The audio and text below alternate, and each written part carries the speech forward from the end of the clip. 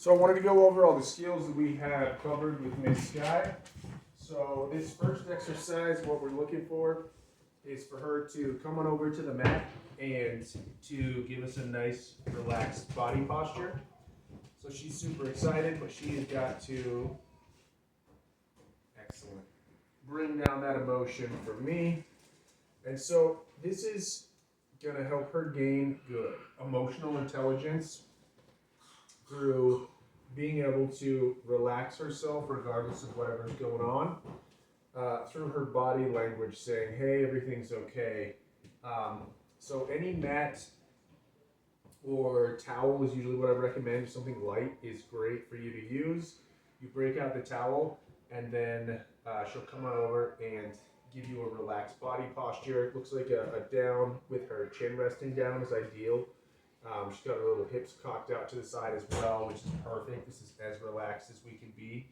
And then periodically she'll get some treats when she's hanging out and relaxing. It can be more frequent when she's having a hard time. Let's say we get out in public and we do this at a park or someplace where there's a lot of activity going on. We can give her treats more frequently. And I also prefer to treat her from the mat, which helps her to engage more internally. I don't want to be as focused on me, if at all possible. And you can do this for 30 seconds to a few minutes, but do it more frequently, at least every few days, to keep this fresh so that she knows that she can calm herself down. So I've had folks use this for plane rides, for dog-friendly hotels, and anytime that Miss Sky gets too excited or anxious, you can break out the mat, have her get in this nice relaxed body posture, and it's basically a fake it till you make it situation to where she'll be super wound up, but she'll be in a nice relaxed body positioning that'll be sending a signal to her brain saying, hey, everything's okay. We can relax and work through this big emotional state. So next what we're going to do, take some treats, toss them off the mat, and go over our name games. So we've really harped on our name response. We really want her to be very, very focused in as soon as we say her name. So I'm going to take a treat, drag it up towards my face, and say, Sky. So she makes eye contact. I'm going to click her that moment. Then I'm going to do it without dragging the treats up towards my face. Sky. She gives me that good eye contact. I click her the moment as soon as she does what I'm looking for. And that's really the point of the clicker, is to be able to pinpoint the precise second that she's done what you're looking for. Next, what I'm going to do, I'm going to take a treat, I'm going to toss it down on the ground. Sky. She's got to be able to focus in on me even though she's interested in that treat. And that's an excellent opportunity to work on some recall. So right after a name response, Sky, come. And we can click as soon as she's come. Called. Sky, come. Sky, sit. Sky, down.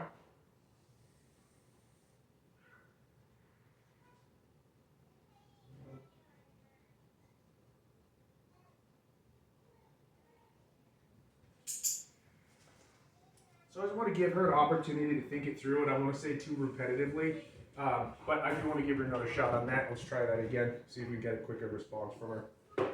Sky, down.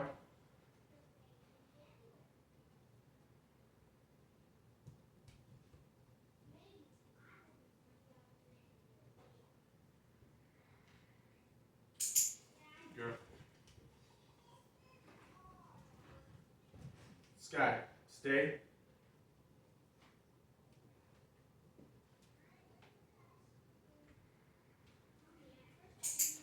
Good girl. So with her stay, what we're doing right now is I want to walk away from her and then return to her. I want her just to stay in that stay the entire time. Space.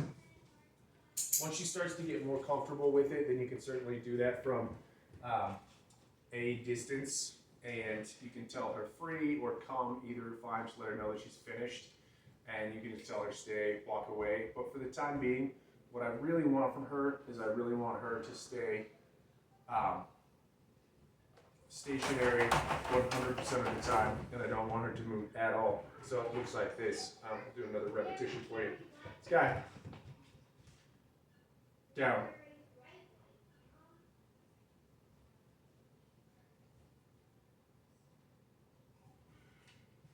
Good. Stay. Down.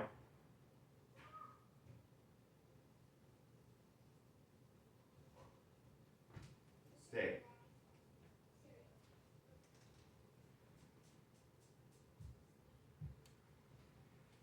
Free.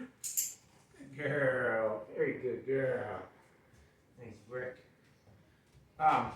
So we put a lot of emphasis on our anti-jumping. She's actually done a great job. You'll notice when she jumps, she usually jumps around, doesn't jump on me, which is a step in the right direction. She really understands that's not what we're looking for.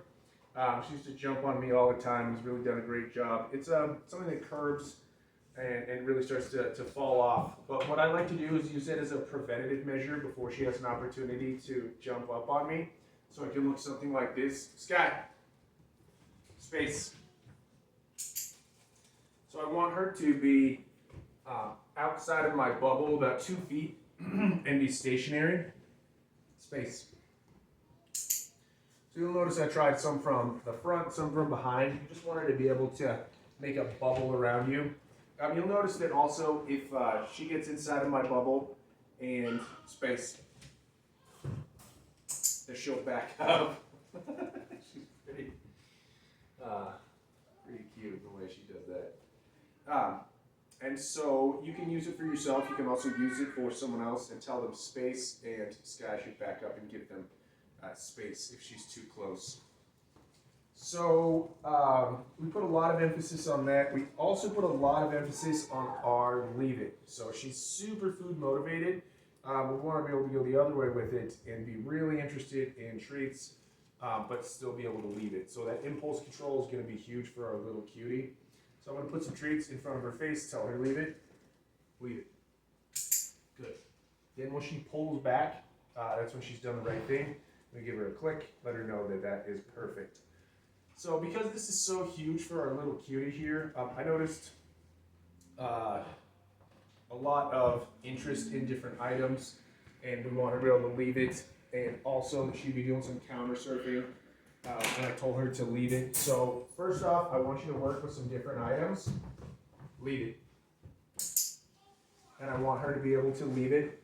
If it's something like a toy, I still want her to be able to leave it. Leave it. And then also, I want her to be able to leave something, even though it's really, really enticing, that's on the floor or on different surfaces as well, until she's been told that it's okay, if it is okay. Sky, leave it. Free. So she's really interested in those treats, but she cannot touch them until I tell her that it's okay. So we've done the same thing with her food, really biggie. For her food, she can't go after it until we've told her that that's okay. So we can simply get her excited, let her know there's some food in here. Leave it.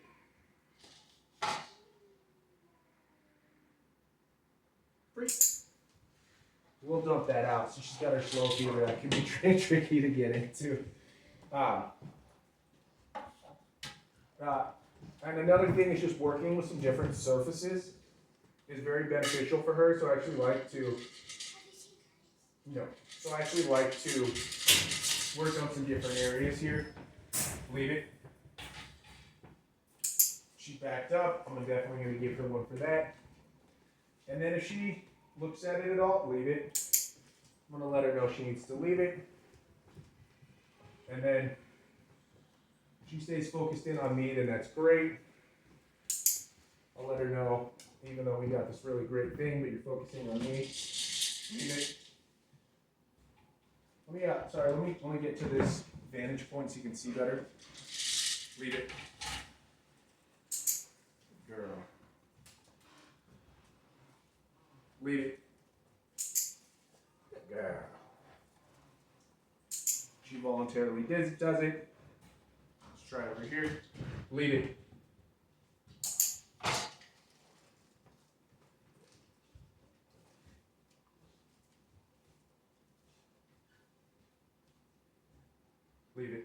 Good girl. So she's voluntarily doing that on her own accord. She sees it and looks back at me, so that's really good. She's starting to understand this is not okay, something I can go after. So then I'm gonna let her know free, and give her those treats. So we really want to work on as many different surfaces as we can, so she understands she can't go after it, and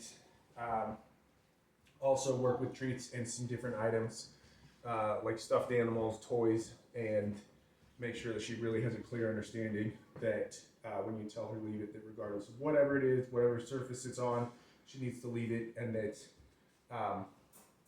I really want you to harp on that skill. It's definitely going to help with her impulse control.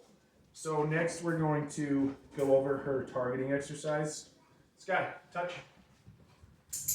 So she'll position herself wherever we need her to simply by putting her hand down and telling her to touch. It's great for loose leash walking. It's also just great for an attention getting exercise when you're outside. There's all sorts of different applications, but very, very beneficial that our pup knows that this is where we need an exercise, that this is where I need to be positioned, and I focus in. So we can try that again. Sky, touch. Oh, you found it! You found it!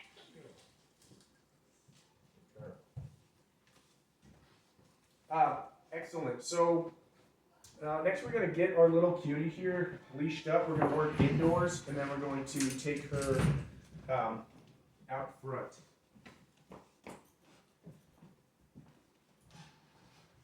Sky.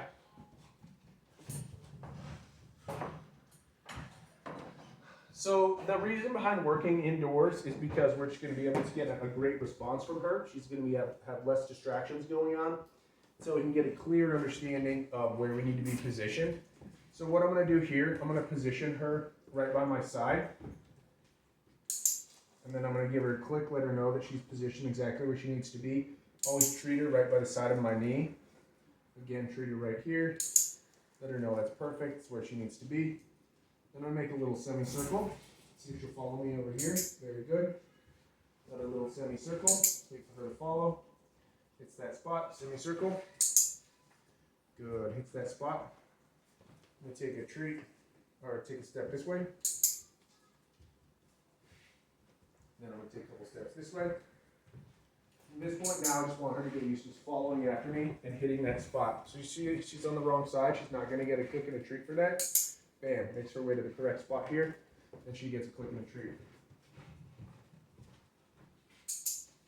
Very good.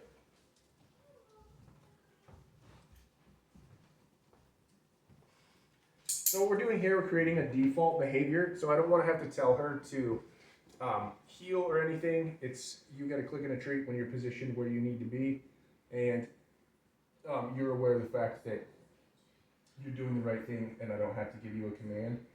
The command that we do have in our arsenal is touch. So if we want her to, let's say she's out here, she's exactly where she needs to be. I like her closer, touch, and she can come up and hit that spot. So before we head out front, we're going to make a separate video, change the camera angle. But I did want to say there's 2 D's that you can always make things more challenging or easier. So those 2 D's are distance and distraction. So I encourage you to work from further and further away to make things more challenging, as well as work in different environments to make it more challenging. One thing that we can do with like our recall is I can throw this super far down the hallway over here, hide over here, come, and do it from further and further away, and also start working with her here, and we worked in the backyard, and then work with her in the front yard on our recall, so that she gets good regardless of wherever it is that she's situated. And another thing you can do for impulse control is simply a sit and stay before going through doorways. So it can look a little something like this. Sky, stay. Free. She gets to come through. Sky, stay. Free. So she's always coming after you. It's basically a way of your dog saying, please, is this okay? It gives them that brief pause.